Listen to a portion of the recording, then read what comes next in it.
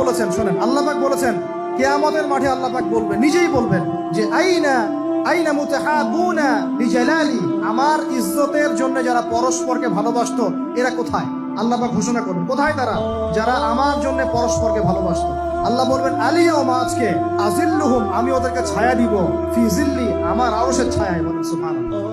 ইয়াউমা লা জিল্লা ইল্লা জিল্লি, যেদিন আমার এই আরশের ছায়া ছাড়া অন্য কোনো ছায়া থাকবে না। মানে কিয়ামতের মাঠে আল্লাহর আরশের ছায়ায় ছায়া পাবে কারা?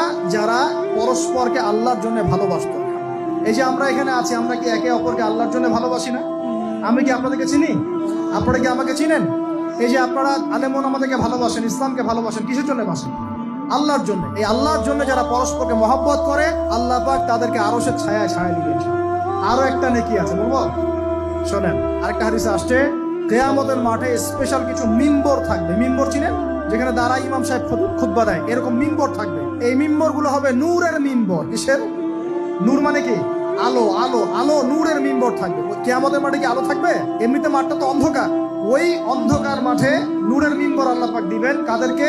যারা পরস্পরকে এই আল্লাহর জন্য মহব্বত করত।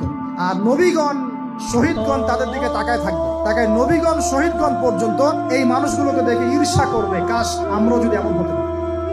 চিন্তা করেন, আল্লাহর জন্য পরস্পর মহব্বতকারীদেরকে আল্লাহ পাক এমন সম্মান দিবেন যেটা দেখে নবীগণ পর্যন্ত ঈর্ষা করতে পারে। তাহলে আমরা কি আল্লাহর জন্য পরস্পরকে মহব্বত করতে পারি কিনা? এটা হলো 8-9 নাম্বার। আল্লাহর জন্যই ঘৃণা করতে হবে। আল্লাহর জন্য ঘৃণা কেমন? যেমন কেউ ইসলামকে পছন্দ করে না, কটূক্তি করে, ইসলামের এইটা ভালো না, ওইটা ভালো না, ইসলামের সাথে দুশ্মনী করে ভিতর থেকে বাইরে থেকে, আপনি ওদেরকে ভালোবাসতে পারবেন না। যদি আল্লাহর দুশ্মনদের সাথে আপনার ভালোবাসা থাকে, তাহলে আপনি আল্লাহর দুশ্মনের কাতারে অন্তর্ভুক্ত হয়ে যাবেন। এখন বলেন দেখি, সারা বিশ্বে ইসলামের দুশ্মন কারা? বলেন। গায়রিল মাগদুবি আলাইহিম ওয়ালাদ-দাল্লিন, মাগদুব কারা, দাল্লিন কারা?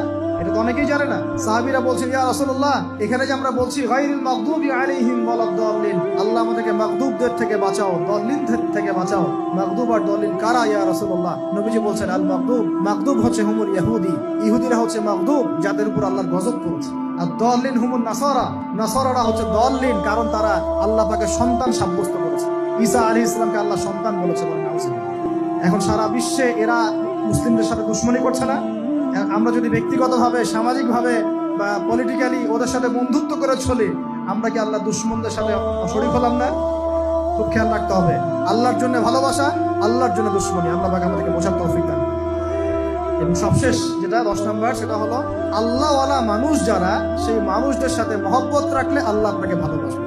আল্লাহওয়ালা মানুষদের সাথে মহব্বত রাখতে চান, নাকি আপনার এই জেনাকারী গার্লফ্রেন্ডের সাথে